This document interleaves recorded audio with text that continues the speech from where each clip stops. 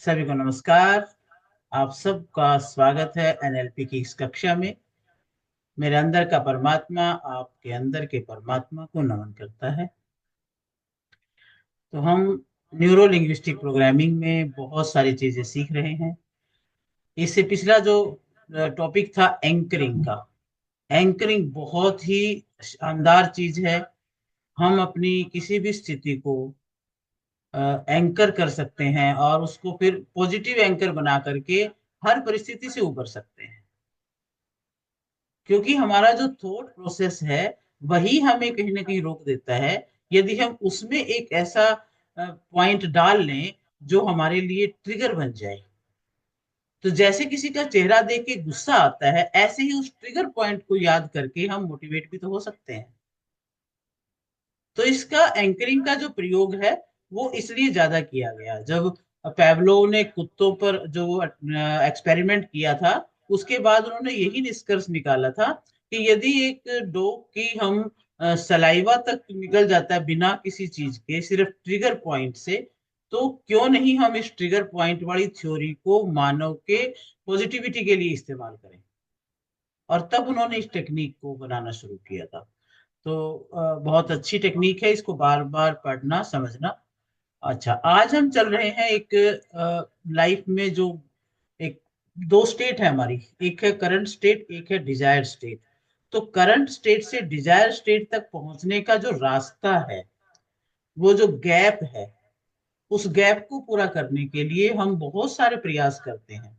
हमें कई हर्डल्स आती हैं, कई चैलेंज आते हैं। कहीं जैसे रास्ते में भी जा रहे तो कहीं कच्चा रास्ता आ गया, कहीं पक्का रास्ता आ गया, कहीं पर कोई ऑब्स्टेकल्स आ गई। तो उन सबको ही हम पार करते हैं और तब जाकर के हम डिजायर स्टेट पर पहुंचते हैं। तो आज हमारा जो टॉपिक है वो रहेगा सक्सेस आइडेंटिटी गैप। यानी करंट स्टेट और डिजायर स्टेट के बीच का जो गैप है सक्सेस प्राप्त करने के लिए, वो कैसे पूरा किया जाए। तो इसमें दो तरह की अप्रोच काम में आती हैं, एक होलिस्टिक और एक टेक्निकल। अकेली होलिस्टिक की बात करें तो भी काम नहीं चलता, और अकेला टेक्निकल पार्ट को देख लें तो भी काम नहीं चलता। तो हमें दोनों ही पार्ट देख करके चलना होता है। और इसीलिए फिर ये एक दिन हम होलिस्टिक पे बात करेंगे और दूसरे दिन टेक्निकल ट्रेनिंग पर बात करेंगे। जैसे कि हमने बताया था कि हमारे जीवन के चार एरियाज हैं: हेल्थ, रिलेशनशिप, करियर और मनी। ये चारों ठीक रहने जरूरी हैं। इनमें से एक में भी यदि कहीं डामाडोल होता है, कोई भी बातें, तो बाकी तीनों भी उससे प्रभावित होती हैं। बाकी तीनों पर भी इम्पेक्ट आता ही आता है। तो सभी एरियाज में हम ये दोनों फार्मूले यूज करेंगे, होलिस्टिक भी और टेक्निकल भी। क्योंकि कई बार होलिस्टिक जो चीजें हैं उनको करने से ठीक होता है, कई बार टेक्निकल। जहां होलिस्टिक में अगर अटक गए तो टेक्निकल पार्ट को लेके आएंगे, लेकिन उसको ठीक करेंगे। जैसे हेल्थ में भी है। होलिस्टिक में तो यही हो गया, भी हम न्यूट्रिशन का ध्यान रखेंगे, एक्सरसाइज करेंगे, प्राणायाम करेंगे, तो हेल्थ ठीक हो जाएगी। लेकिन यदि वहां भी कहीं ना कहीं कमी रह रही है तो फिर हम लैब टेस्ट कराते हैं। डॉक्टर टेक्निकल नॉलेज उसका लेते हैं, अभी कहाँ किस पार्ट में क्या गड़बड़ है। तो वहाँ टेक्निकल भी हमें देखना पड़ता है, तब जा करके हम हेल्थ को पूरे को चेक कर पाते हैं। ऐसे ही रिलेशनशिप में हम ऊपर ऊपर से तो देख लेते हैं कि भाई ये चल रहा है वो चल रहा है, लेकिन ब्रेन के लेवल पे कितना इफेक्ट पड़ रहा है रिलेशनशिप में, कितनी टॉक्सिसिटी आ रही है, उसको यदि सॉर्ट आउट करना है तो हमें उसके भी बारीकियों में जाना पड़ेगा। और उसके भी जो काउंसलिंग पार्ट में आकर के उसको उन जो इश्यू बन रहे हैं उनको भी ठीक करना पड़ेगा। ऐसे ही करियर में सिर्फ मोटी मोटी किताबें पढ़ लेने से काम नहीं चलेगा, हमें टेक्निकल पार्ट भी सीखना पड़ेगा। ऐसे ही पैसे कमाने में भी हमें सिर्फ यही है कि भी हम जॉब पे गए, जो पैसे मिल गए उससे काम चल गया, वो नहीं है। उसमें भी यदि हम अटक रहे हैं तो हमें कहीं ना कहीं टेक्निकल चीजें भी सीखनी पड़ेंगी और टेक्निकल काम करके भी मनी कमाना पड़ेगा। तो चारों एरियाज में दोनों अप्रोच हमारी काम आती हैं। तो हम उस चीज को आज पूरे अच्छे से समझेंगे, किस किस तरह से होलिस्टिक अप्रोच है, कैसे हमारी टेक्निकल अप्रोच है। अब देखिए, अब आप हम सब यहाँ बैठे हैं ग्रुप में। अगर स्माइलिंग फेस में बैठे तो कैसा लगेगा है, और मुंह लटका के बैठे तो कैसा लगेगा। यानी जो इंसान जिंदा है वही तो सब कुछ कर रहा है, अपने फ्यूचर में चाहता है, वो कुछ ना कुछ करना चाहता है, कुछ ना कुछ एम है उसका, कुछ खुशियां ढूंढ रहा है कि फ्यूचर में मिल जाएंगी, इसीलिए वो हर वक्त कुछ ना कुछ कर्म करता है। उसका फ्यूचर ब्लैंक नहीं है। वो फ्यूचर के बारे में ये सोच के नहीं बैठा पता नहीं क्या होगा। अगर ऐसा देखने लग जाए तो फिर वो जीवन उसका बढ़िया नहीं बीत सकता। बल्कि कईयों को जो फ्यूचर दिखना बंद होता है, तो हम बात कर रहे थे, वो एग्जिट मोड ऑन कर लेता है। वो सोचता है ना फ्यूचर में क्या होगा मेरा, बस ठीक है, फिर वो फिर ना उदास हो जाएगा, उदास होकर के हर चीज के प्रति जो है निराशाजनक बातें करेगा। तो हर इंसान का जो एक अब इस समय जो करंट स्टेट है, चारों एरियाज में कहीं भी जाओगे तो उस डिस्टेंस को, अगर आपको नॉलेज है इन दोनों बातों की, तो उस डिस्टेंस को कवर कर लोगे। आपके एक तरफ करंट स्टेट और एक तरफ डिजायर स्टेट, दोनों के बीच में जो भी डिस्टेंस है उसको आप आराम से कवर कर लोगे यदि नॉलेज है। तो ये सभी हम जो मेटाफर्स के थ्रू जो है बातों को सबको समझते हैं, एग्जाम्पल्स के थ्रू हम सारी बातें समझ लेते हैं। और उससे क्या होता है, माइंड में एक इमेज बन जाती है जब कोई भी एग्जाम्पल लेते हैं। तो और इमेज बनने से फिर वो चीज आराम से समझ आ जाती है। और एक अच्छा सा रास्ता है, मान लो ट्रैफिक है, दूरी भी बहुत है, तो क्या हम डिजायर स्टेट पर पहुंच सकेंगे कभी? लंबा रास्ता है, दूरी है, हमें पता भी नहीं है कैसे पहुंचेंगे। तो रास्ते को क्रॉस करने के लिए हमें एक तरीका चाहिए, नहीं तो हम थक जाएंगे। बहुत सारे लोग इसी वजह से अपना काम छोड़ देते हैं, अपने ट्रिप को कैंसिल कर देते हैं, अपने गोल को कैंसिल कर देते हैं, क्योंकि उनको पता ही नहीं है कि जाना कैसे है। गोल बहुत अच्छा है, प्रॉब्लम को देखते हुए कैंसिल कर दिया। उसको लगा कि इसमें एनर्जी खर्च हो जाएगी, इसमें तो समझ नहीं आएगा, बीच में अटक जाऊंगा, तो ये सोच करके गोल को ही छोड़ देते हैं लोग। अगर आपको टूल मिल जाए तो गोल को छोड़ना नहीं पड़ेगा। और ये एनएलपी में हमें टूल ही मिल रहे हैं, जो हम डिफरेंट टाइप ऑफ टेक्निक्स करते हैं, उससे हम बहुत कुछ सीखते हैं। और उन टूल्स के जरिए हम अपनी प्रॉब्लम्स को सोल्व करके और हम अपने डिजायर स्टेट पर पहुंच सकते हैं। अब कई टेक्निक सीखी, जैसे पैटर्न ब्रेकिंग है, एजिव टेक्निक है, स्विच टेक्निक है। स्विच टेक्निक में क्या था, डिजायर स्टेट को करंट स्टेट के ऊपर आच्छादित कर देते हैं। जो करंट स्टेट हमारी जो सैडनेस की है, और डिजायर स्टेट हम हैप्पीनेस चाहते हैं, तो हैप्पीनेस की स्टेट को उस पर फैला देते हैं। उसी को विजुअलाइज करते हैं। विजुअलाइज करने से हमारी एक एक सेल में वो भावना भरती है, और हम उसकी तरफ अग्रसर हो जाते हैं। तो इस तरह से हमें जब पता हो, टेक्निक पता हो, तो हम बहुत कुछ कर सकते हैं। डिजायर स्टेट और करंट स्टेट के बीच में जो चीज हमें ध्यान रखनी है, वो है होलिस्टिक अप्रोच के बारे में बात करेंगे। सबसे पहले द होलिस्टिक अप्रोच क्या है वो देखेंगे। होलिस्टिक अप्रोच में 6 पॉइंट आप नोट करोगे। 6 पॉइंट हैं जिन पर हमें ध्यान देना है। सबसे पहला है एनर्जी। दूसरा लिखेंगे फोकस। और तीसरा है क्लैरिटी। चौथा है ड्राइव और हंगर। पांचवा है मोमेंटम। और छठा है पर्पज। सबसे पहले एनर्जी। एनर्जी से क्या अभिप्राय है? मान लीजिए आपके पास एक बहुत सुंदर गाड़ी है, यदि उसमें फ्यूल ही नहीं है तो क्या वो चलेगी? नहीं। नहीं चलेगी। तो कितनी भी क्लैरिटी हो, कितने भी आप ज्ञानी हो, कितनी भी अंडरस्टैंडिंग हो, अगर आपके पास एनर्जी नहीं है तो गाड़ी नहीं चलेगी, कितनी बढ़िया गाड़ी हो जाए।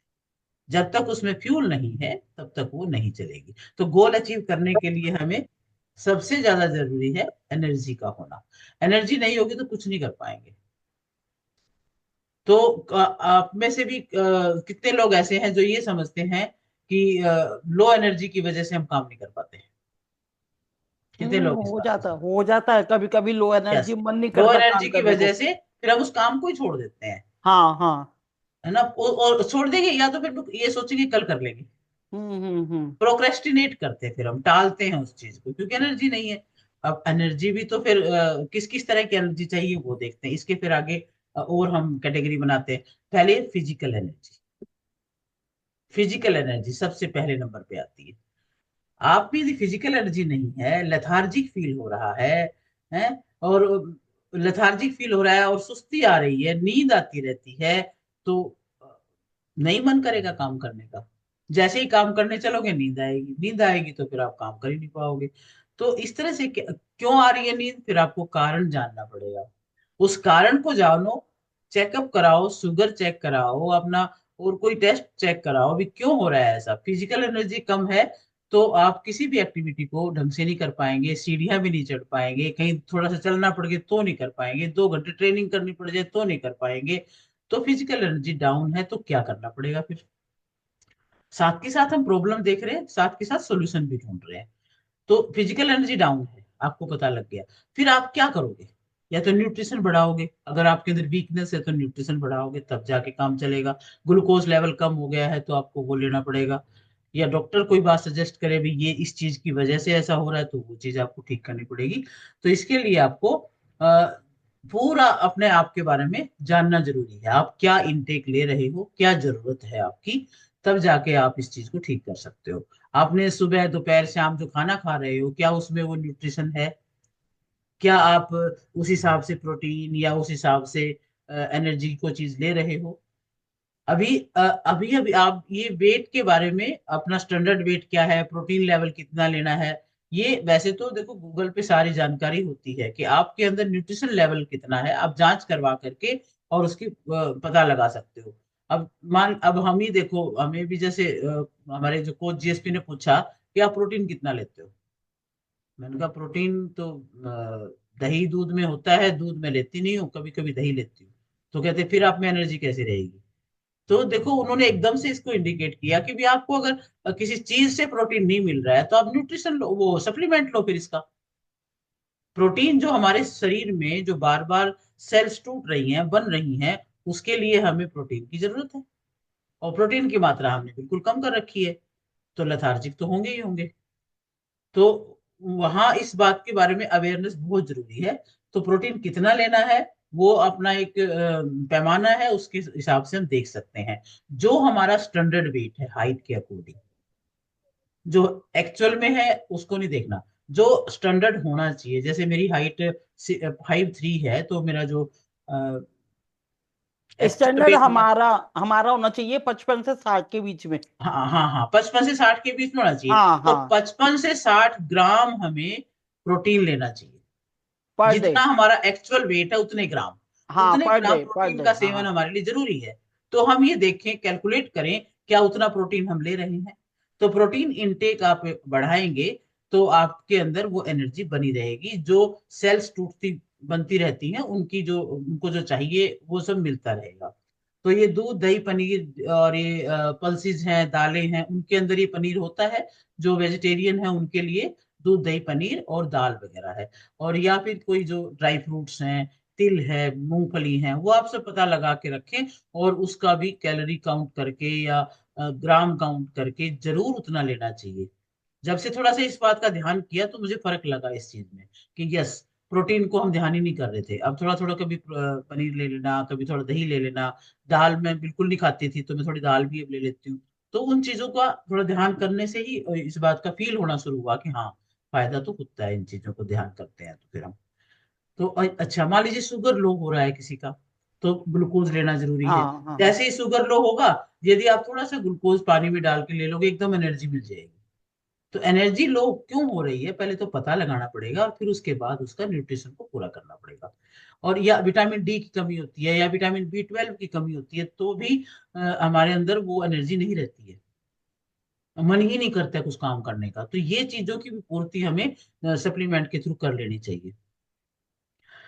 नेक्स्ट पॉइंट हम फिजिकल एनर्जी के लिए लेते हैं नींद।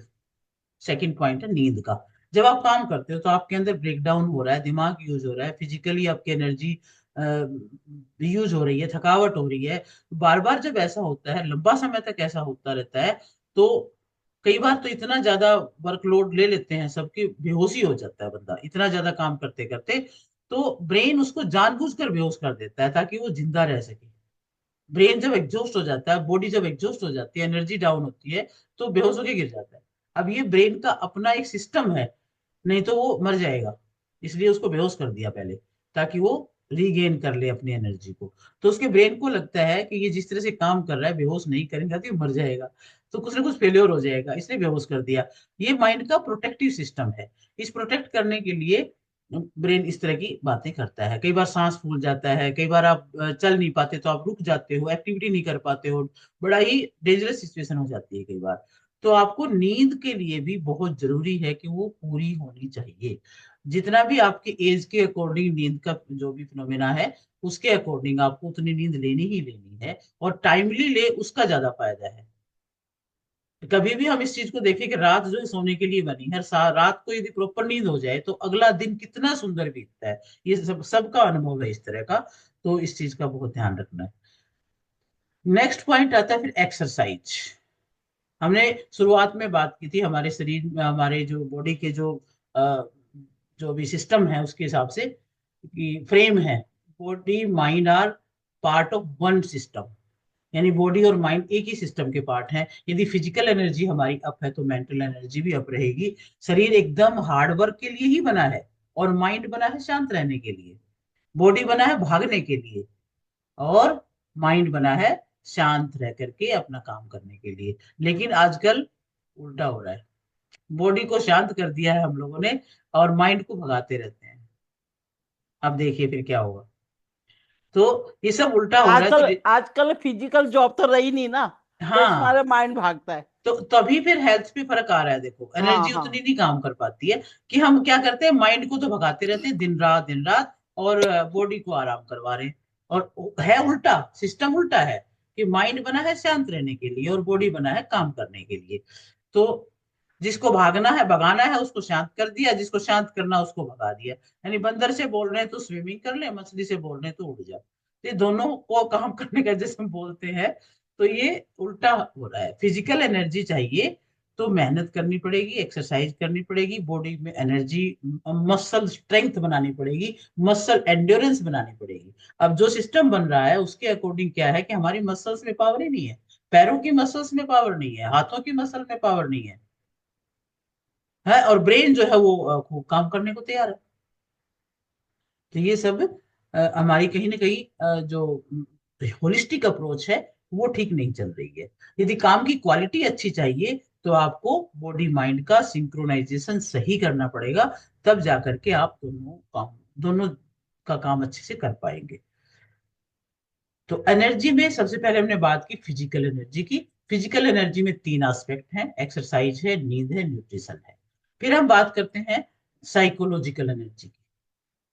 एनर्जी में सेकंड पॉइंट है साइकोलॉजिकल एनर्जी। साइकोलॉजिकल एनर्जी का मतलब है कि आप कितना पॉजिटिव सोचते हो, आपके मन में नेगेटिव सोच चल रहा है या पॉजिटिव चल रहा है, या कौन से इनर वॉइस चल रही है, नैरेटिव क्या चल रहा है माइंड में। काम को आराम से कर लेंगे, बहुत मुश्किल, या बहुत मुश्किल है, अपने आप ही सोचते रहते हैं ये तो काम नहीं होगा मेरे से, मुश्किल है, अपने आप ही नैरेटिव चलता है अंदर। एक जो साहस है, करेज है, वो हमारी साइकोलॉजिकल एनर्जी है। डिसीजन मेकिंग जो है साइकोलॉजिकल एनर्जी है। कंटिन्यूटी हमारी साइकोलॉजिकल एनर्जी है। अगर आपकी साइकोलॉजिकल एनर्जी पॉजिटिव नहीं है तो फिजिकल एनर्जी कितनी भी अच्छी हो आप काम नहीं कर। जैसे कहते हैं मन के हारे हार, हर मन के जीते जीत। मन जो है, साइकोलॉजी जो है वो हमारी, वो बहुत बड़ा रोल अदा करती है हमारी फिजिकल एनर्जी को बनाए रखने में। तो आपको ये बहुत ध्यान देना है इस तरह से कि आपके अंदर नेगेटिव थॉट ना चले, पॉजिटिव थॉट चले, क्योंकि बॉडी में पॉजिटिविटी ही है। ये बहुत काम कर सकते हैं यदि हम इससे करवा सकें। तो इतनी एनर्जी अपने इसके सिस्टम में है कि कई बार तो आप हैरान हो जाओगे कि कितनी एनर्जी है। आप बहुत बड़े बड़े लोगों को आप देख रहे हो, साइंटिस्ट हैं या मैथमेटिशियंस हैं, या जो जो भी इनोवेशन करने वाले लोग हैं, बड़े बड़े उद्योगपति हैं, एंटरप्रेन्योर हैं, बिजनेसमैन हैं, जो बहुत बड़े लेवल पे पहुंचे, कैसे पहुंच गए वो। उनके अंदर साइकोलॉजिकल एनर्जी बहुत हाई लेवल की होती है। हमेशा जो पॉजिटिव थॉट चलता रहता है, पॉजिटिव उसके अंदर माइंडसेट चलता रहता है, इससे सोच पाते हैं वो, इससे उनके आइडियाज आते हैं, नए नए काम करने की एक पावर आती है। इधर बहुत सारे लोगों में ये हो रहा है कि पहले ही नेगेटिविटी कर लिया, भी मैं क्या करूं, मैं तो गरीब हूं, मैं क्या करूं, मैं तो जॉब में हूं, मैं क्या करूं, मेरे तो अंदर जिम्मेवारी बहुत है। मतलब अपने आप को, कुछ तो होता ही है वास्तव में, और कुछ हम जानबूझ के उसको डिग्रेड कर देते हैं अपने आप को। आप अपनी पावर को बूस्ट करके देखो, आप जितनी मर्जी काम कर रहे हो लेकिन फिर और एनर्जेटिक भी हो सकते हैं। तो ये आप जब करके देखेंगे तो भी अनुभव कर पाएंगे। तो ये चीज है। इससे देखो सबसे बड़ी पावर विजुअलाइजेशन की मैं इसमें कहती हूँ। विजुअलाइजेशन की जो पावर है ना, वो बहुत बहुत गजब की है। 5 मिनट यदि विजुअलाइजेशन सुबह सुबह कर लेना हम, विजुअलाइजेशन का मतलब है न्यूरॉन्स को ट्रेन करना एंड बॉडी की सेल्स को ट्रेन करना। 5 मिनट में हो जाएंगी, 5 मिनट में, सुबह सुबह। सुबह सुबह ही आप सोच लें कि आज जो कुछ आज करना है उसके बारे में हम सुबह सुबह ही विचार कर लें कि मैं पावरफुल हूँ, I can do everything, I can complete my work है, और सुबह सुबह ही विचार कर लें और उस पूरी योजना अपने माइंड में पूरा बिठा करके और पूरा प्रोग्राम बना लें अपना, और फिर देखना वो दिन कितना बढ़िया बीतता है। अपने बारे में पूरे नरेटिव अच्छे अच्छे अंदर भर लें। तो साइकोलॉजिकल एनर्जी को एनहांस करने के लिए इस प्रकार की एक्टिविटी कर सकते हो, इस प्रकार की टेक्निक कर सकते हो, तो ये हो जाएगा। फिर उसके बाद आता है हमारा बायोकेमिकल एनर्जी। ये हमारी कौन सी एनर्जी थी? Psychological energy. और तीसरा पॉइंट एनर्जी के अंडर आता है बायोकेमिकल एनर्जी, यानी न्यूरोकेमिकल एनर्जी, अपने नर्वस सिस्टम की एनर्जी समझ लीजिए। बायोकेमिकल एनर्जी लो है तो भी रिजल्ट नहीं आएगा।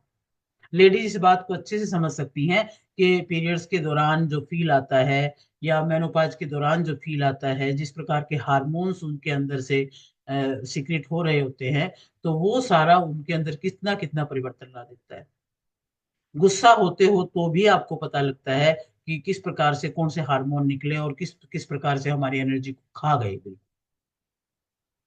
तो ये जो बायोकेमिस्ट्री में जो हमारे होता रहता है ना, हार्मोनल जो भी चक्र चलता है, उसको भी अच्छे से समझने की जरूरत है। तो जब आप न्यूरोलॉजी पढ़ रहे हो, एनएलपी पढ़ रहे हो, तो आपको हार्मोन्स वाले जो भी पार्ट है उसको अच्छे से समझ के, साइंटिफिकली समझ करके, और उसका प्रॉपर वे में यूज कर सकते हो कि किस प्रकार की एक्टिविटी से, किस प्रकार के इमोशन से कौन सा हार्मोन निकल रहा है और वो क्या कर रहा है हमारे शरीर में। तो इसको अच्छे से समझना है। अब जब खुश होते हैं तो 90% खुशी बाहर से नहीं है, अंदर से होती है। इस बात को आप देख लो, वो अंदर से खुशी होती है सारी की सारी। और अ, आपको एक टेम्परेरी सेल्फ एफिशिएंसी का फीलिंग देती है। ये बातें आपको मेंटल सेटिस्फेक्शन दे सकती है। आपको ये कुछ भी हो सकता है कि मैंने अचीव किया, और अचीव करने के बाद वो खुशी हुई है। तो वो खुशी जो है, होता क्या है, 2-4 दिन खुशी होती है, फिर खत्म हो जाती है। कोई ना कोई बाहर की बातों से प्रभावित होकर के फिर खुशी को खत्म कर लेते हैं। तो इसमें क्या है कि हमने एक टेक्निक अभी पता नहीं करवाई कि नहीं, मैं करवा दूंगी। एक हम प्रोटेक्शन शील्ड बनाते हैं अपनी, प्रोटेक्शन शील्ड बनाते हैं कि जो खुशी है हमारी वो रहे हमारे अंदर, बाहर की नेगेटिविटी हमारे अंदर ना आए। हम एक ऐसी शील्ड हमारे चारों तरफ बना के रखते हैं, नहीं, और अभी नहीं एक बार वो करवाई। बन गई अभी ना, नहीं फिर करवाई। उसके बाद वो कहीं जाती नहीं है। हाँ, अभी नहीं करवाई। हाँ, वो मैं करवा दूंगी। या तो अभी कर लेते हैं, 5 मिनट लगेगी। वो भी मैं करवा दूंगी। या अभी ये पहले हाँ, पहले ये पूरा कर लो ये आप क्या। करके फिर लास्ट में आज कराते हैं, ठीक है। हाँ, हाँ। तो अब ये क्या है कि ब्रेन में एक फाउंटेन बनाना होगा, हैप्पीनेस हार्मोन क्रिएट करने वाला फाउंटेन। यदि ब्रेन में फाउंटेन बना लिया, हैप्पीनेस हार्मोन सीक्रेट होता रहेगा, अंदर खुशी हमेशा बनी रहेगी। और आप अपने प्रेम में ही खुश हो रहे हो, बाहर की चीजों की इतनी आवश्यकता नहीं है। आप अपने अपने प्रेम में, आप अपने आप से प्रेम करो, कितना कुछ है आपके पास, और उससे फिर जो खुशी बन रही है। एक बिलीफ सिस्टम है जो आपको अंदर से खुश करता है। आपने बिलीफ, वैल्यूज और आइडेंटिटी को पढ़ा, उसमें आपने यही सीखा कि हमने अपना जो पैटर्न बना के रखना है पॉजिटिव बिलीफ सिस्टम का, पॉजिटिव वैल्यूज का, और पॉजिटिव आइडेंटिटी का। उसके बाद आप अंदर की खुशी कहीं गायब हो ही नहीं सकती है, यदि वो आपने बना लिया। वो हमने सबकी टेक्निक करी है, बिलीफ सिस्टम को बनाने की भी, आइडेंटिटी को बनाने की भी। तो जब भी आप ये जो हम पढ़ रहे हैं ना, एक एक एक चैप्टर दूसरे चैप्टर से कनेक्टेड है, सब हमारे वेलबींग के लिए है, सारा सब हमारी न्यूरोलॉजी को ठीक करने के लिए है। तो जैसे जैसे आप आगे बढ़ोगे आपको इस बात का बिल्कुल समझ में आएगी कि ये कनेक्टेड है। क्योंकि पहले हमने वो किया, अपने न्यूरोलॉजिकल अलाइनमेंट किया, अब हम सक्सेस आइडेंटिटी गैप को कर रहे हैं। तो आपस में कनेक्टेड है। बीच में एंकरिंग करवाया, तो एंकरिंग में भी क्या था कि हम अगर कहीं ना कहीं नेगेटिवली एंकर हो रहे हैं तो उसको चेंज कर सकते हैं, पॉजिटिवली एंकर होंगे अपने आप के लिए। जो कुछ उसमें हमने देखो एंकर बनाए, हमने हाथों के पोस्टर से बनाए, हमने इस तरह से, या फिर इस तरह से, कोई भी, या फिर यूं करके कोई भी पोस्टर जो हम बनाए वो हमने एंकर बना लिया।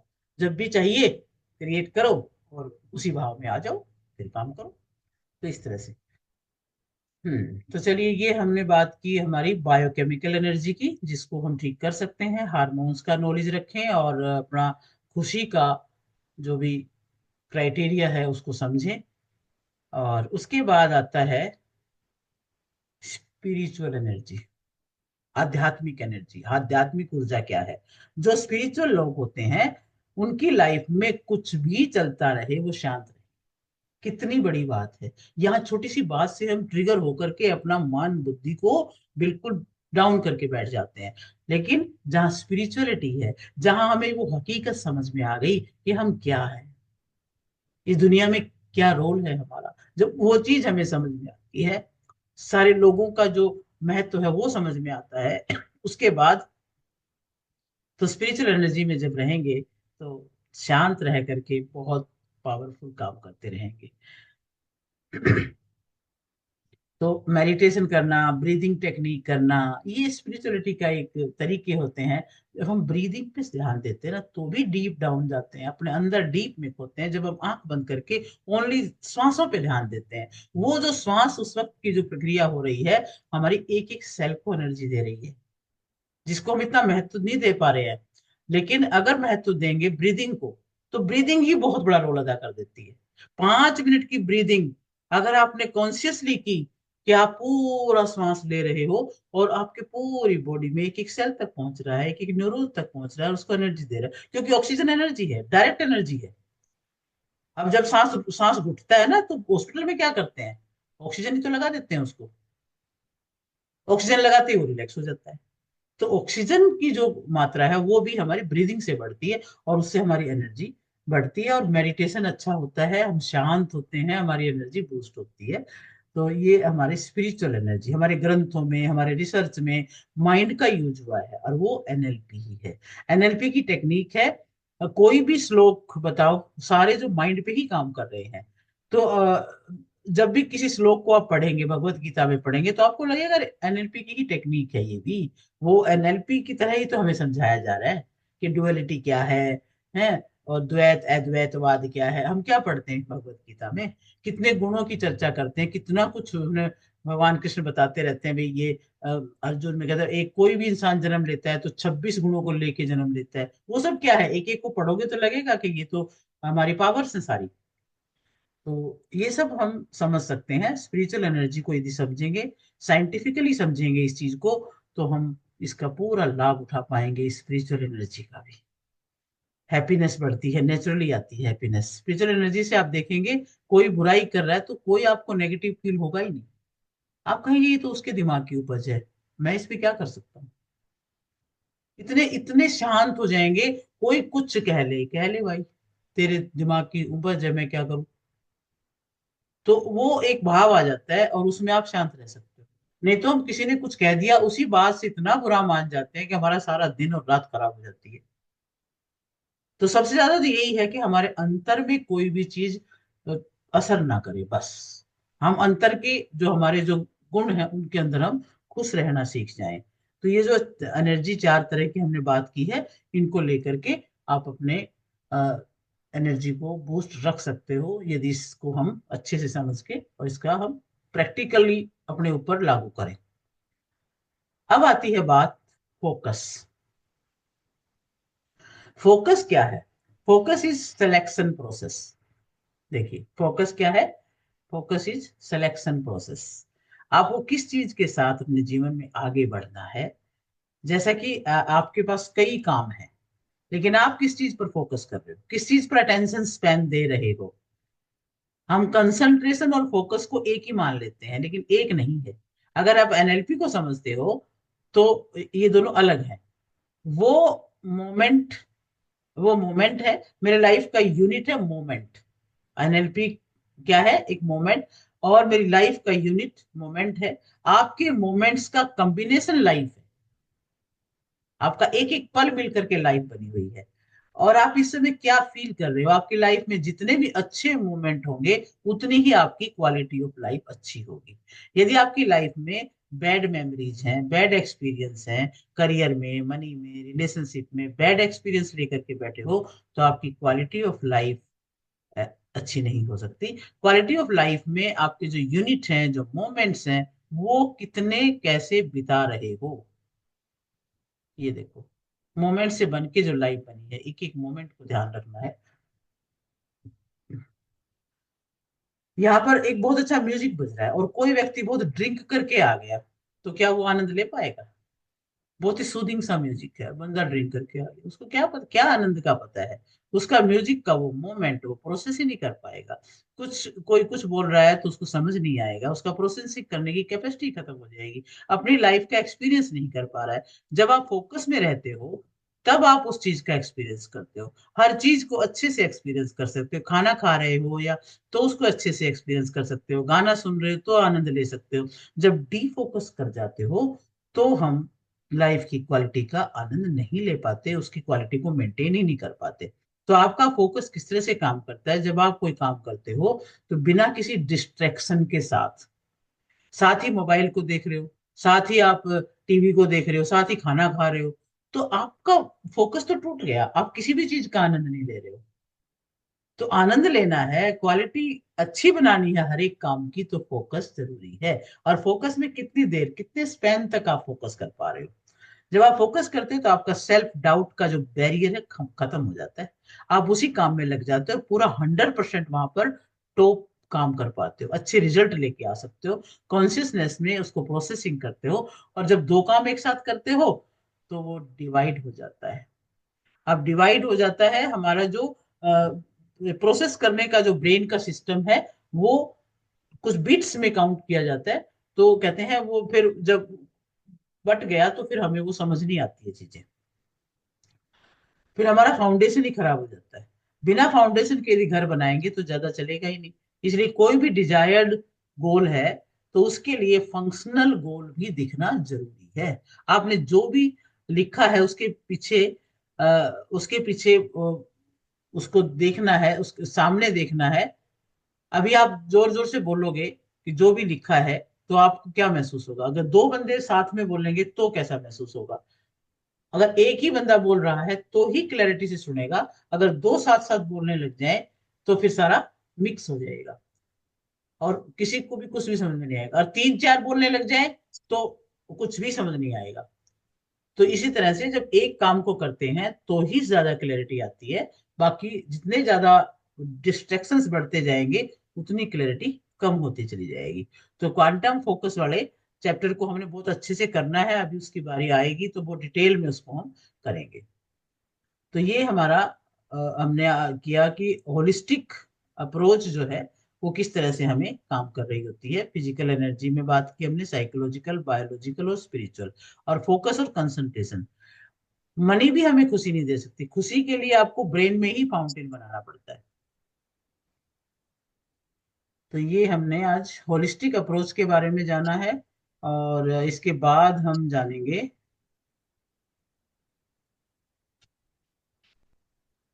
क्लियरिटी। टेक्निकल अप्रोच के बारे में।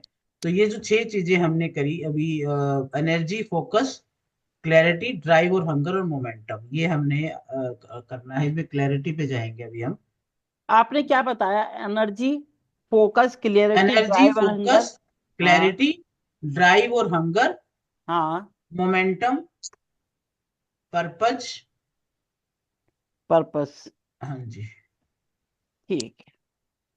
तो ये सारी चीजें हैं। फोकस, फोकस के ऊपर पूरा अलग से भी एक चैप्टर है, और अभी क्लैरिटी पे हम बात करेंगे वो डिटेल में अभी।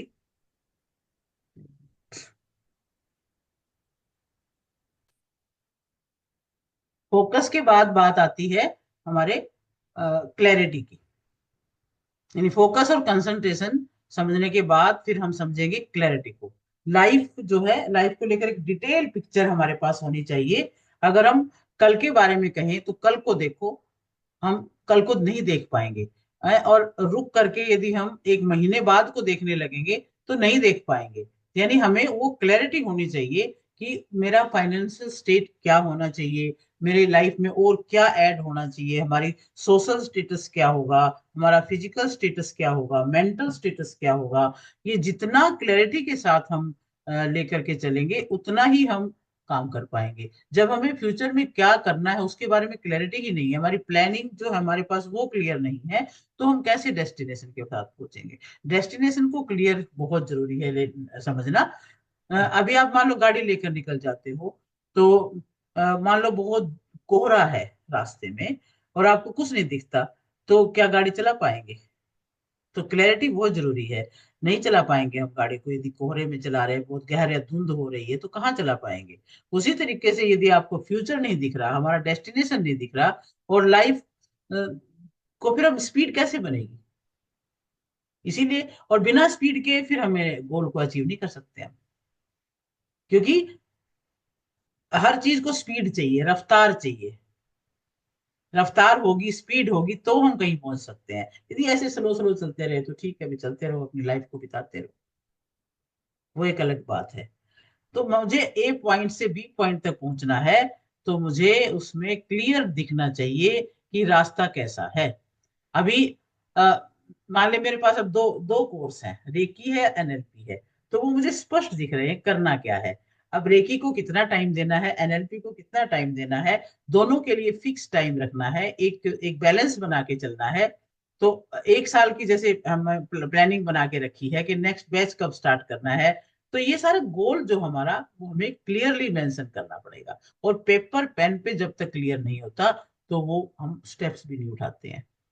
पेपर पेन पे हमें डे वाइज क्लैरिटी, डेली की प्लानिंग क्लैरिटी से बना ली जाए। तो देख, आप बना के देखें, डेली अगर आप प्लान बनाते हो तो उस प्लान को पूरा कर पाते हो, नहीं बनाते हो तो नहीं कर पाते हो। अब कल मैंने सोच लिया था कि एंकरिंग पे वीडियो बनाने हैं, तो सुबह उठते ही मैंने डिसाइड कर लिया आज ये वीडियो बनाऊंगी। अब दोपहर में मैंने वो सारे बना डाले, अब मैं क्लास ले रही हूँ। यानी, और फिर अब मेरे को खुशी भी है कि चलो आज मैंने जो सोचा था, आज की आज काम सुलझ गया। अब आज की क्लास का जो वीडियो अब बन जाएगा, तो उसको हम अपलोड कर देंगे। तो ये कुछ प्लानिंग के साथ हमें चलना चाहिए, ताकि हम गोल को अचीव कर सकें। सबसे बड़ी प्रॉब्लम तो यही कि हम खुद को ही नहीं जानते, गोल को तो क्या जानेंगे। तो आप में से कौन, कितने लोग ऐसे हैं जो जिस इस प्रकार की सोच है, खुद को ही नहीं जान पा रहे हो कि क्या करना क्या है, फ्यूचर में क्या करना है। कौन कौन आप में जो ये कहता है कि फ्यूचर क्लियर नहीं है मेरा, तो मैंने क्या करना आगे चल के।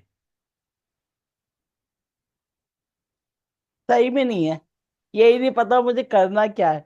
देखो, मैं तो मतलब फिर, पैसे खर्च करती जा रही हूँ, मुझे यही नहीं हाँ पता कहाँ पे क्या करना है मुझे। हाँ, तो मुझे बस ये ये है। ये अब तक क्लियर नहीं हुआ है, तो तभी तो फिर आप उस रास्ते पे बढ़ ही नहीं पा रहे हो।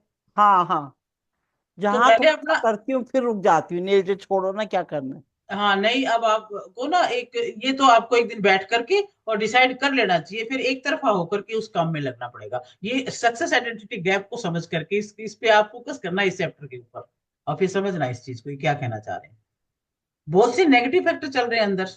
अपने आप को जब ठीक कर लोगे, तो जा करके आप अपने गोल को अचीव करोगे, फ्यूचर को बेटर बना पाओगे। कोई भी व्यक्ति, क्या कोई भी व्यक्ति कॉन्शियसली चाहता है कि उसके जीवन में कुछ खराब हो? कोई भी नहीं चाहता। सभी चाहते हैं कि जीवन सब ठीक ठाक हो। और जिस दिन आपको दिखना स्टार्ट हो जाएगा कि ये है मेरा एम, और वो एम वहां मुझे पहुंचना है, तो आप चलना स्टार्ट कर दोगे। और आपको ये पता लग जाएगा कि वहां पहुंचना है, अब ये इतनी ही दूरी है, तो आप दौड़ करके फटाफट उसको पार कर लोगे। तो जितना क्लियर दिखेगा, दूर दिख रहा है, धुंधला दिख रहा है, तो आप स्पीड कम है। लेकिन जब जितना उसको फोकस करके दूरबीन लगा करके देख लो कि वो है क्या, तो तब आप काम को कर पाओगे। ठीक है। नेक्स्ट पॉइंट हमारा है ड्राइव और हंगर। तो ये हमने क्लैरिटी, क्लैरिटी के बाद आता है ड्राइव और हंगर। यानी आप में हंगर कितनी है, उस काम को करने की लगन कितनी है। क्या आपका माइंड वहां ड्राइव कर रहा है क्या आपको। जिस व्यक्ति को कोई भूख नहीं है, वो ज्यादा नहीं कर पाएगा। जो ये सोचता है कि सब कुछ ठीक है, क्यों माथापच्ची करनी, सब शांत है, जीवन जीवन बहुत शांति से बीत रहा है, आराम से रोटी मिल रही है, क्या करना है। तो क्या कर, फिर नहीं कर पाएगा। फिर आराम की अपनी जिंदगी जिएगा, सुबह उठेगा, क्या आराम से हुआ? खाएगा। अरे क्या हुआ? क्या हो गया? बच्चे वे हैं। हाँ, वो आज बहू आई भी है ना वहां सोनीपत से। ओके, चलिए कोई बात नहीं, ये भी देखना पड़ता है ना। बराबर के बच्चे है ना, रो दिए थोड़े से। चलिए कोई नहीं, म्यूट कर लीजिए, अगर बोलना पड़ता है तो। ठीक है ना।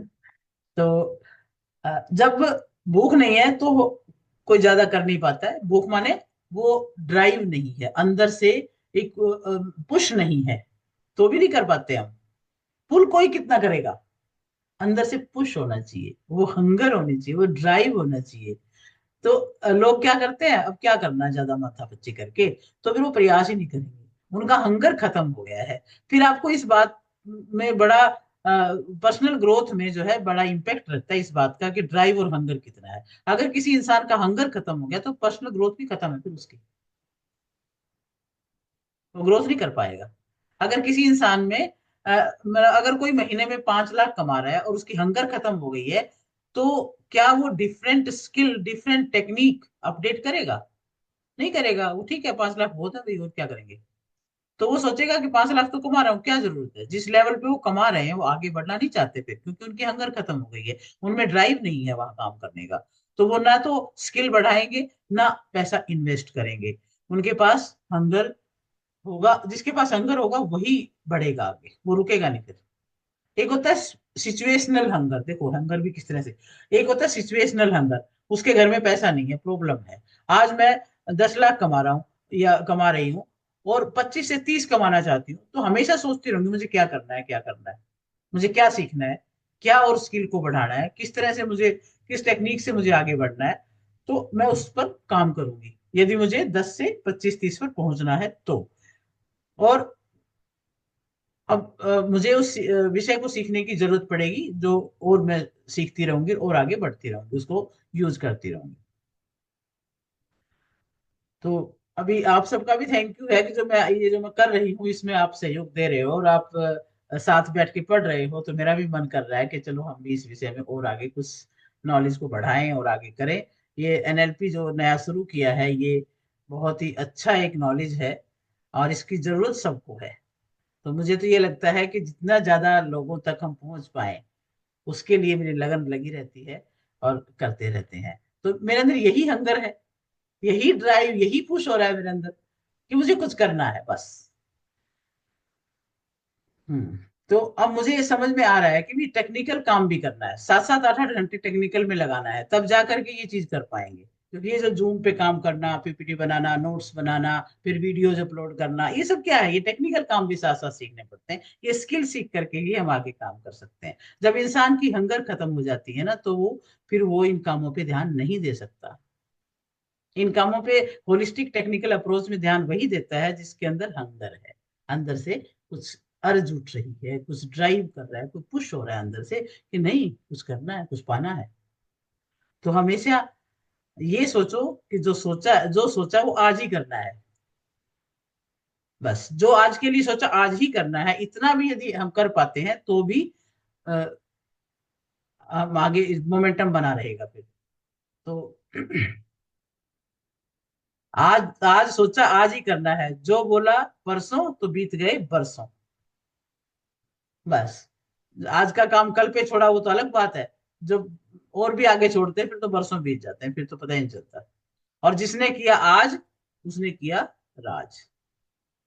ठीक है। तो ये हो गया हमारा, कौन सा पॉइंट लेके बात कर रहे थे हम, हंगर। और उसके बाद आता है मोमेंटम। हंगर भी क्रिएट हो गया क्योंकि हमें हमारा फ्यूचर दिख रहा है, और हमारे अंदर वो कैपेसिटी है, वो कैपेबिलिटी है कि हम उस तक पहुंच सकते हैं। इनकम के मामले में भी हम बहुत राइज कर सकते हैं, पॉपुलैरिटी के मामले में राइज कर सकते हैं, सर्विस के मामले में राइज कर सकते हैं, अपना करियर को हम ग्रोथ करवा सकते हैं। तो हंगर होगी तो करवाएंगे ना। अब हंगर है, क्लैरिटी भी है, हमें क्या सीखना है क्या करना है वो भी है, तो हम उस काम में बढ़ रहे हैं आगे। फिर उसके बाद एक और चीज चाहिए।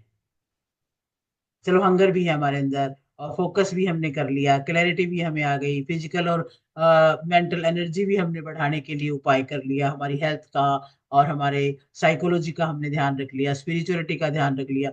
उसके बाद फिर एक बहुत जरूरी चीज, वो नहीं है तो ये भी चीजें काम नहीं आएगी, मोमेंटम। उसके बाद आता है मोमेंटम। और मोमेंटम क्या है, आप कितनी तेजी से भाग रहे हो, वो है मोमेंटम।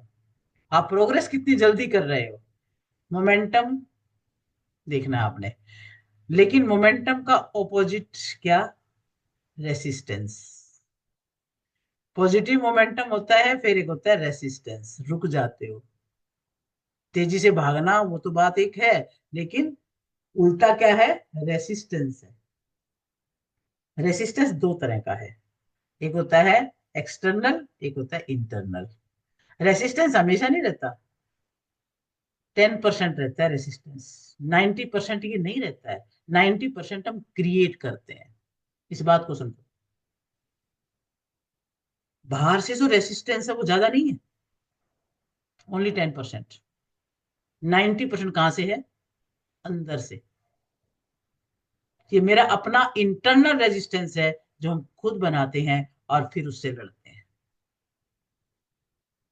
रतन टाटा जी जो थे, उन्होंने जब एक सोचा था नैनो कार बनाने, याद होगा आपको, नैनो कार बनाने का जब अनाउंसमेंट किया था, तो फैक्ट्री कहाँ लगाई थी?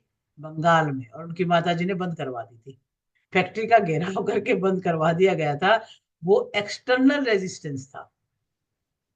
उन्होंने कहा ये नहीं हो सकता, एक्सटर्नल रेजिस्टेंस था। पर उनके माइंड में इंटरनल रेजिस्टेंस नहीं था, इंटरनल मोमेंटम था। और वो दुनिया के जो आज सबसे बड़े दानी भी कहलाए जाते हैं, और उनसे क्योंकि उन्होंने अनाउंस कर दिया था कि मुझे सस्ती से सस्ती कार बनानी है, तो हर एक कोई खरीद सके। और कहाँ से उनको ये बात समझ में आई थी? मुंबई में एक महिला को, बच्चे को गोद में लिए हुए बारिश में भीगते हुए देखा, और उसको साधन नहीं मिल रहा था, पैदल वो बारिश में भीगती जा रही थी।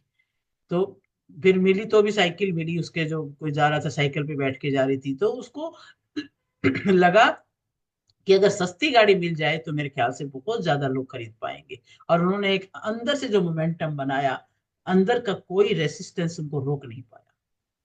बाहर की सब रेसिस्टेंस से उन्होंने सामना किया, उनके स्टाफ ने भी मना किया कि कैसे बनेगा, कैसे बनेगा, लेकिन नहीं, उन्होंने कहा बनेगा तो बनेगा, और उन्होंने नैनो निकाल दी थी। तो एक्सटर्नल रेसिस्टेंस जो होता है ना, वो बहुत थोड़ा है, इंटरनल हमें ज्यादा रुकावट डालता है।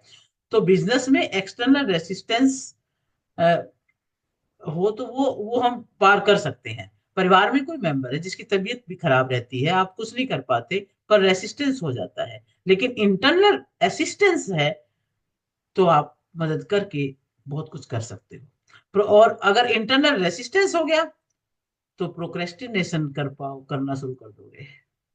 फिर कर लेंगे, फिर कर लेंगे। जो हम प्रोक्रेस्टिनेट करते हैं ना, चीज को टालते रहते हैं आगे के लिए, वो हमारा इंटरनल रेसिस्टेंस है जो करने नहीं देता।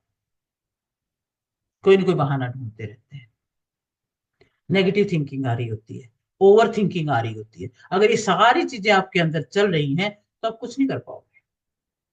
ये जो आप कर पा रहे हो, वो तभी कर पा रहे हो कहीं ना कहीं मोमेंटम बना है। प्रोक्रेस्टिनेशन तो आप क्रिएट करते हो, प्रोक्रेस्टिनेट एग्जिस्ट नहीं करता कभी भी, होता नहीं है।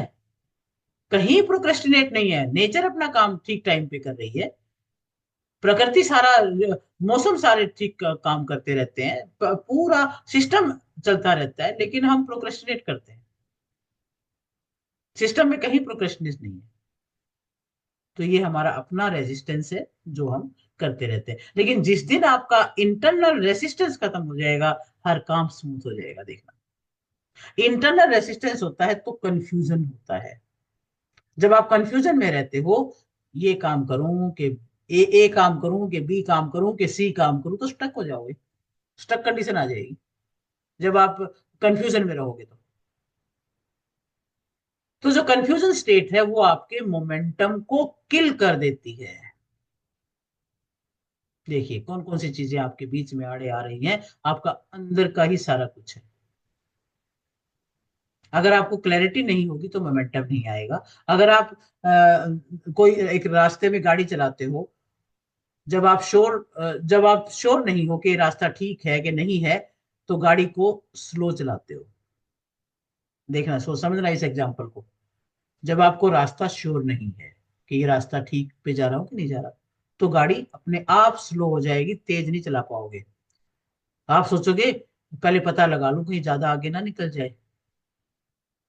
तो आपको अपना टारगेट ही नहीं पता कि जाना कहाँ है। आपकी लाइफ में अगर रोल, आपका गोल ही क्लियर नहीं है, तो स्पीड कम होगी होगी, तो उनका सक्सेस रेट भी कम होगा। क्लियर? समझ आ रहा है? सभी को समझ आ रहा है कि नहीं आ रहा है? कहाँ स्टक हो गए? नहीं, यही हूँ, मैं तो यही हूँ। आप ही बोल रहे हो, बाकी तो सारे बंद करके और बैठे हुए हैं अपना सब वीडियो वीडियो। नहीं, समझ में आ रहा है, समझ में आ रहा है जी। हाँ, वेरी गुड, ये वेरी गुड। समझ आ रहा है, सुन भी रहे हैं। ओके, ओके, बढ़िया है, बढ़िया। जवाब भी दिया करो कभी कभी, मैं झकझोरती हूँ ना कि भी मोमेंटम बनेगा कैसे। रेसिस्टेंस तो अंदर है, कंफ्यूजन तो अंदर है, प्रोक्रेस्टिनेट तो अंदर है, एनर्जी लो अंदर से फील हो रही है। तो सारी 6 की 6 चीजों पे काम करना आज आपने। अपना एक बना लो, एक देखो, लिख करके देखो कि आप कहाँ स्टक हो रहे हो, कहाँ से उसको ठीक करना है, उसी चीज पर काम करना शुरू करेंगे। तो अभी आपने क्या करना है, गोल को क्लियर करना है, ठीक है। लिखना बंद करो, गाड़ी पकड़ो, ब्रेक मारो और चलाओ, ब्रेक मारो और चलाओ, राइट लो लेफ्ट लो। तो क्या रास्ता कवर कर पाओगे? अगर नहीं, ब्रेक मार मार के गाड़ी चलाओगे तो रास्ता नहीं कर हो पाओगे? नहीं हो पाएगा। नहीं कर पाओगे। अगर रास्ता क्लियर नहीं नजर आ रहा तो भी नहीं जा पाओगे, रास्ते में ब्रेक मार रहे तो नहीं जा पाओगे। तो आप डिस्टेंस और डेस्टिनेशन, डिस्टेंस को कवर करके डेस्टिनेशन पर कैसे पहुंचोगे? तो वो आपने अब सोचना है, देख लो इनमें से आज के जो होलिस्टिक अप्रोच है उसको अच्छे से समझना है। आपके पास ज्यादा टाइम नहीं है, आप अपनी लाइफ का 30 40 50% जी चुके हो, और कई कई तो ज्यादा जी चुके हैं, 60 60 70% भी जी चुके हैं। 80%, 80%। तो फिर इस कंडीशन में एक ही बात है जो काम कर रही है, वो है स्पीड। अगर स्पीड नहीं यूज करोगे तो लाइफ में जो चल रहा है भाई वही चलता रहेगा। आपको पता है आपकी लाइफ में स्पीड क्यों नहीं आ रही? क्योंकि पर्पस क्लियर नहीं है। आप और मैं तो 80% जी चुके, बाकी यस। रह गए। तो फिर भी स्पीड बढ़ा लो अपनी, पर्पस क्लियर कर लो। अब नेक्स्ट पॉइंट आता है पर्पस। लिखो नेक्स्ट पॉइंट, पर्पस। अब देखो पर्पस। अब देखो, एक पर्सन चोरी कर रहा है, चोरी क्यों कर रहा है? बेसिक नीड पूरी करने के लिए। इसके बाद फिर चोरी कर रहा है, फिर भी चोरी कर रहा है, तो क्या हो गया? हैबिट बन गई। ठीक है। एक बार चोरी की जरूरत पूरी करने के लिए, दूसरी बार करी, चलो फिर भी सोच लो जरूरत थी, बार बार कर रहा है तो क्या है? हैबिट बन गई। उसको कुछ मिल रहा है क्या चोरी करके? पैसा मिल रहा है, चलो ठीक है, कितने दिन मिलेगा? कोई गैंगस्टर है, क्यों कर रहा है वो इस प्रकार की हरकतें? कोई क्रिकेटर है, वो क्यों खेल रहा है? कोई बिजनेसमैन है, वो क्यों बिजनेस कर रहा है? कोई भिखारी है, वो क्यों हाथ फैला रहा है? क्योंकि उन सबका पर्पज है, कोई ना कोई इमोशन जुड़ी हुई है उसके साथ। सब व्यक्ति अपने इमोशन को अचीव करने के लिए कुछ ना कुछ कर रहे हैं, वही उनका तरीका बना लेते हैं, वही उनका प्रोफेशन बन जाता है। आपके पास पैसा आ गया, आप क्या करोगे? क्योंकि आपको हैप्पीनेस चाहिए थी, तो किसी को भी पूछ लें पैसा आएगा तो क्या होगा? मैं खुश हो जाऊंगा, बच्चों का ज्यादा ध्यान दे पाऊंगा। अच्छा, बच्चों का ज्यादा ध्यान दोगे तो क्या मिलेगा? खुशी मिलेगी। फिर मैं सोसाइटी में कुछ अपना काम कर पाऊंगा। अच्छा, सोसाइटी के लिए कुछ करोगे तो क्या मिलेगा? खुशी मिलेगी। अच्छा, लास्ट में जो भी इमोशन है, किसी भी काम का इमोशन लास्ट में क्या है? खुशी। तो इमोशन जुड़ी हुई है हमारी हर एक्टिविटी के साथ में। इंसान का जो एंड गोल है वो इमोशन है। कोई भी निकाल के देख लो, किसी भी काम को आप करते हो, खाना भी बनाते हो तो यही है, भी सेटिस्फेक्शन मिलेगा, रोटी खा लेंगे सभी, है। नहा धो रहे हैं तो भी एक ही उद्देश्य है, हम बिल्कुल साफ सुथरे हो जाएंगे और अच्छा फील करेंगे। तो हर हर कर्म के पीछे क्या जुड़ी है? इमोशन जुड़ी है। हम जॉब करते हैं या बिजनेस करते हैं, पैसा कमाने का कोई भी तरीका अपनाते हैं तो खुशी के लिए, सब कुछ इमोशन से जुड़ा हुआ है। आप सक्सेस होने के बाद भी इमोशन को फुलफिल नहीं कर पा रहे हो, आप एक हायर लेवल के डिप्रेशन में जा सकते हो। देख लो, यदि आप इतना काम करके भी इमोशन फुलफिल नहीं कर पा रहे हो तो क्या होगा? डिप्रेशन। क्योंकि आप ये जानते नहीं हो कि कौन सा इमोशन चाहिए था। आपको यही नहीं पता किसके लिए काम कर रहे हो।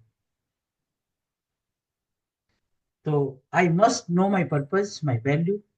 First thing, I love freedom. Top value में क्या है? फ्रीडम, फ्री होकर के हम जी सके। मेरी जो लाइफ है, मतलब मशीन की तरह से नहीं है। जो भी कुछ करूं तो मेरी टॉप प्रायोरिटी की जो वैल्यू है उसको फुलफिल करने के लिए। हर इंसान की वो अलग हो सकती है। अगर आप वैल्यू में जी रहे हो तो खुशी है। दूसरी बात है इम्पैक्ट। जब भी मैं कोई इम्पैक्ट क्रिएट कर रही हूं तो जो मुझे जो मिल रहा है वो भी एक इमोशन मिल रही है। खुशी मिल रही है, मुझे मजा आ रहा है, मुझे अच्छा लग रहा है। और तीसरी बात है ग्रोथ की, यानी हम जो भी कुछ कर रहे हैं उसमें हमें तीन चीजें मिल रही हैं। एक तो क्या मिल रहा है, हमारी वैल्यू बुरी हो रही है, हमें इमोशन हमारी फुलफिल हो रही है। दूसरा, इम्पैक्ट हम डाल पा रहे हैं। तीसरा, ग्रोथ कर पा रहे हैं। तो मुझे तीन चीज चाहिए, फ्रीडम, इम्पैक्ट और ग्रोथ। तो अपने आप को समझे, आपको क्या चाहिए। मैं तो मेरा अपने आप को समझ रही हूँ कि मुझे फ्रीडम भी चाहिए, मुझे ग्रोथ भी चाहिए और मुझे इम्पैक्ट भी चाहिए। ये तो मेरा पर्पज है, मेरी वैल्यू है। आप भी सोचें आपकी क्या है। वो इन तीन चीजों को फुलफिल अगर जब तक मेरी होती रहेंगी तब तक मुझे आनंद रहेगा। जो भी मैं कर रही हूँ वो मुझे फ्रीडम की तरफ ले जा रहा है, यानी फाइनेंशियल फ्रीडम की तरफ, इमोशनल फ्रीडम की तरफ वो हम जा रहे हैं। उधर दूसरा इम्पैक्ट भी हो रहा है और तीसरा ग्रोथ हो रही है। टॉप पर्पज मेरी, टॉप का जो मेरा पर्पज है वो क्या है, वो वैल्यू क्या है, वो आपको भी अपना देखना है। तब मोमेंटम आएगा, तब क्लैरिटी आएगी, तब फोकस आएगा। ये सब भी करना पड़ेगा। लोग पैसा कमा लेते हैं लेकिन बाद में देखते हैं उनका पर्पस पूरा नहीं हुआ। कोई एडिक्शन में आ जाता है, वो अपने पर्पस को समझे ही नहीं। जो एडिक्शन में आ गई वो पर्पस को कहाँ समझे।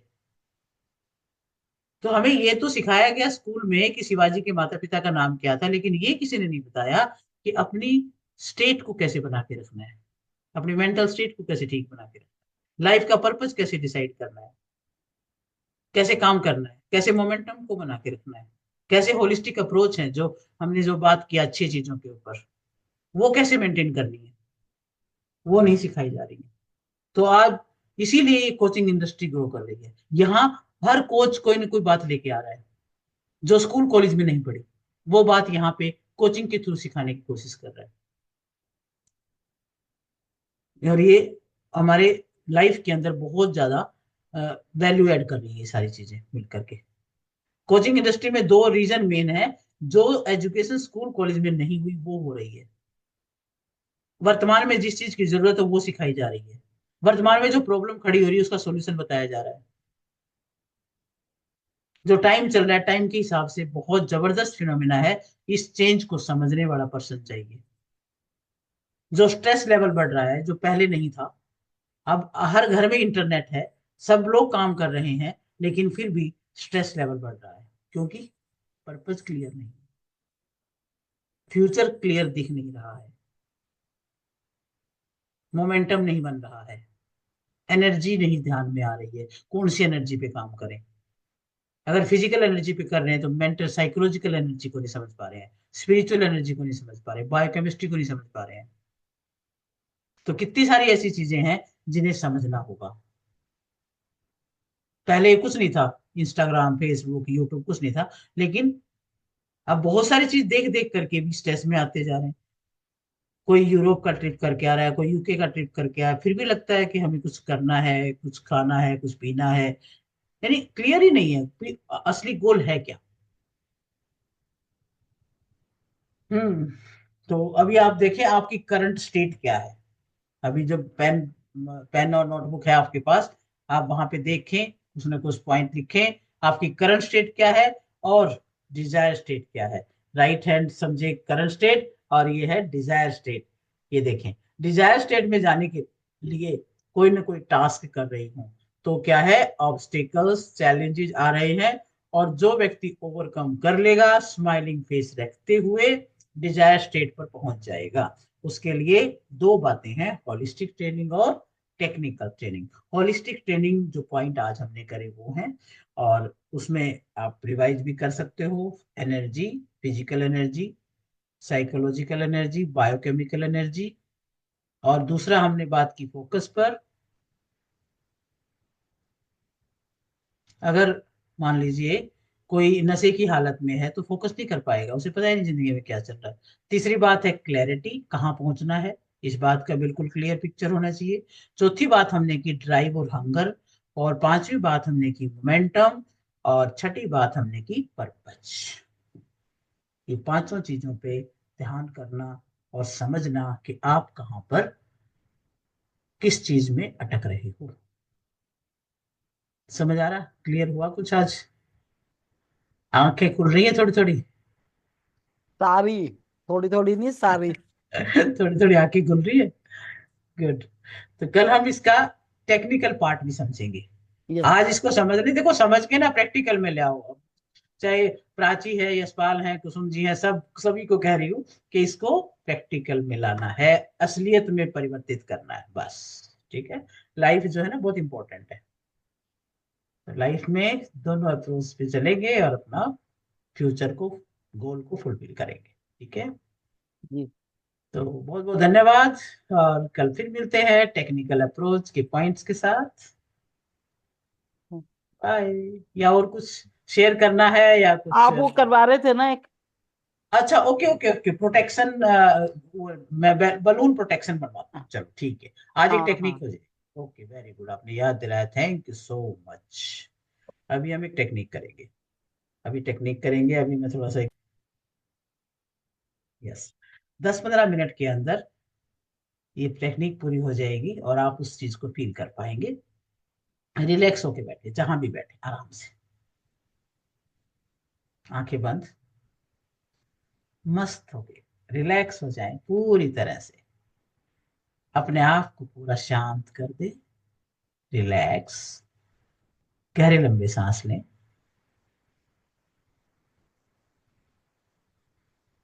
और छोड़ें। गहरा सांस और छोड़ दें। अब मैं 10 से 1 तक जब गिनूंगी तो आप और अपने डीप लेवल पे चले जाएंगे, सबकॉन्शियस माइंड के डीप लेवल पे। 10। आप बिल्कुल शांत होते जा रहे हैं, अपनी बॉडी को रिलैक्स फील कर रहे हैं, शरीर को एकदम ढीला छोड़ दें। 9। अपने सबकॉन्शियस माइंड के डीपर लेवल पे जा रहे हैं, गहराई में अपने आप को और गहराई में जाता हुआ अनुभव करें। हर काउंटिंग के साथ डीप ब्रीथ करेंगे, गहरा श्वास भरते जाएंगे। 8। गहरा श्वास, पूरी बॉडी रिलैक्स हो रही है। 7। और भी ज्यादा, और भी ज्यादा शांत और रिलैक्स। 6। आप सब कॉन्शियस की गहरी अवस्था में जा रहे हैं। 5। और भी ज्यादा गहराई में, अंदर, अपने अंदर ही अंदर श्वासों को जाता हुआ महसूस करें और देखिए कि वो श्वास आपके एक एक कोशिका तक पहुंच रहे हैं। ऑक्सीजन आपके प्रत्येक रोम में पहुंच रही है। 4। एकदम डीप और एकदम शांत। 3। Relax, relax and relax. 2। Completely शांत और relax. 1। Very peaceful, very very peaceful. Imagine करें कि आपकी बॉडी के चारों तरफ बहुत सी सुंदर सी ऊर्जा है। सामने परमात्मा, ईश्वर, परम शक्तिशाली कोई शक्ति है जो मुस्कुरा रही है, और वो शक्ति दोनों हाथों से आशीर्वाद दे रही है आपको प्रोटेक्शन, आपको सुरक्षा चक्र देने के लिए। आपके चारों तरफ एक सुरक्षा कवच बना रही है, एक गुब्बारे की तरह से, बलून की तरह से आपके चारों तरफ प्यारा सा बलून क्रिएट कर देती है। इमेजिन करें, बहुत बड़ा बलून है ये, जो शरीर को घेर करके चारों तरफ बन गया है और आप उसके अंदर हैं। और इस बलून की खास बात है कि सारी पॉजिटिव चीजें, जरूरी चीजें बलून के अंदर आ सकती हैं, और आपके अंदर कोई भी नेगेटिव चीज है जो शरीर से बाहर निकलनी चाहिए, जैसे कोई बीमारी, जैसे कोई नेगेटिविटी, वो बाहर जा सकती है। लेकिन बाहर की कोई नेगेटिव शक्ति अंदर नहीं आ सकती। आप महसूस करें चारों तरफ एक बहुत ही पावरफुल एक गुब्बारा, चारों तरफ सुरक्षा कवच, सफेद रंग का। और इमेजिन कीजिए कि एक इंसान आपको गाली दे रहा है, आपको भला बुरा कह रहा है, और वो शब्द आप तक आ ही नहीं रहे हैं, वो शब्द कह रहा है और आप मुस्कुरा रहे हैं, वो शब्द बलून से टकरा कर उसके मुंह में वापस जा रहे हैं, वातावरण से किसी भी तरह की गंदी एनर्जी आपकी तरफ आ ही नहीं पा रही है, आप पवित्र एनर्जी के अंदर बैठे हैं। कोई आपको नजर लगाना चाहता है तो उसकी गलत ऊर्जा उस आपके पास आ ही नहीं रही है। इमेजिन कीजिए, इस बलून की प्रोटेक्टिव दीवारों से वो एनर्जी उसी व्यक्ति के पास वापस जा रही है, और आप स्माइल कर रहे हैं, आप हंस रहे हैं, आपकी कोशिकाएं हंस रही हैं, आपका ब्रेन हंस रहा है, आपके न्यूरॉन्स हंस रहे हैं, आपकी एक एक सेल हंस रही है। और कई लोग आपको भला बुरा कहने की कोशिश भी कर रहे हैं, आपको गिराने की कोशिश कर रहे हैं। इमेजिन कीजिए, घर परिवार रिश्तेदार में से किसी ने भी कुछ कहा तो वो बलून से टकरा कर उधर ही जा रहा है, and you are feeling happiness, you are laughing, you are smiling, you are enjoying. आपको बहुत ही सुखद अनुभूति हो रही है, क्योंकि ये बलून बहुत ही पवित्र एनर्जी से भरा हुआ है, खुशियों की एनर्जी से भरा हुआ है। आप पूरे वातावरण में घूम रहे हैं, कोई वायरस आप पर अटैक करना चाह रहा है, लेकिन इससे टकरा कर वापस खत्म हो रहा है। किसी भी तरह का कोई इन्फेक्शन आपकी तरफ आ ही नहीं सकता, बलून से टकराता है और चला जाता है। इस बलून की खास बात है कि कोई आपसे हाथ मिलाता है तो आप उससे हाथ चाहे तो मिला सकते हैं, लेकिन बलून आपसे चिपका हुआ है, और उनके हाथों से ट्रांसफर होने वाली नेगेटिव एनर्जी आप तक नहीं आ सकती है। आप प्रोटेक्टेड हो, वेरी प्रोटेक्टेड, सुरक्षित। अगर आप कोई भी चीज खा रहे हैं और उसमें कोई नेगेटिव चीज है तो बलून इतना प्रोटेक्टिव है कि आप जब मुंह में डालने वाले होते हो तो वो नेगेटिविटी खत्म हो जाती है, और सिर्फ पॉजिटिव न्यूट्रिशन आपके अंदर जा रहे हैं।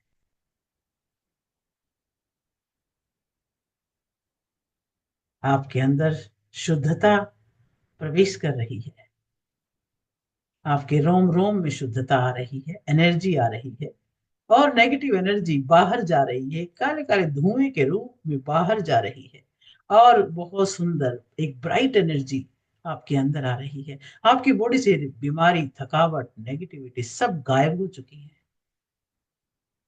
अब इस बैलून में वापस एंटर नहीं कर सकते हैं। It's very powerful, extremely divine energy आप फील कर रहे हैं। It's beautiful, divine protection sealed, और ये सील्ड और अभी अभिमंत्रित हो रही है। यूनिवर्स इसे अभिमंत्रित कर रहा है, रेकी एनर्जी से और पावरफुल बना रही है। ये शील्ड और बड़ी होती जा रही है, और पावरफुल होती जा रही है। 10 मीटर, 20 मीटर, 25 मीटर, 50 मीटर, इतनी दूर से भी कोई एनर्जी, गलत एनर्जी आप तक फटक भी नहीं सकती। ये shield bigger and bigger, brighter and brighter होती जा रही है, पावरफुल होती जा रही है। How beautiful.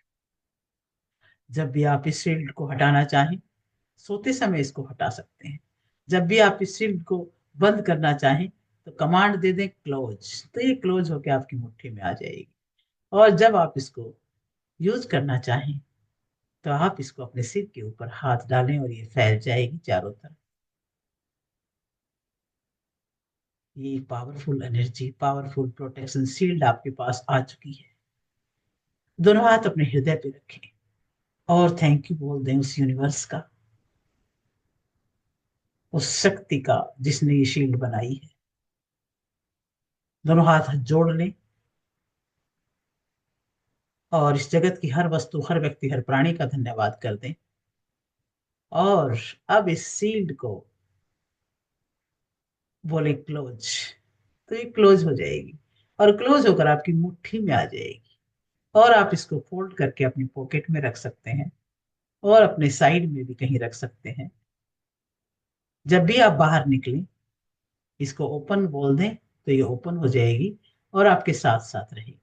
आप हर तरह से प्रोटेक्टेड फील करेंगे। हर तरह की नेगेटिव एनर्जी से आप बचे रहेंगे। दोनों हाथों को रब करें और गरम गरम हथेली आंखों पे रख दें। तथास्तु, तथास्तु, तथास्तु। आपका दिन शुभ हो, मंगलमय हो, और ये प्रोटेक्शन का जो सुरक्षा चक्र है आपके साथ बना रहे।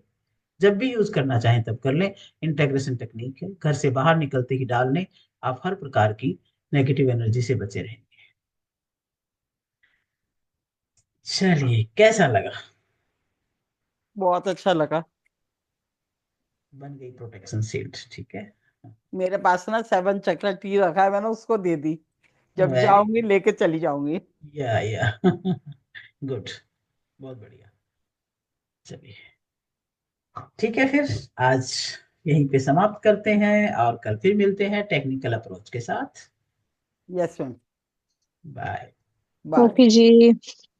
ओके, कौन बोला? और सोनू क्या हाल है बेटा? एक मिनट। सोनू कुछ कह रहे हो?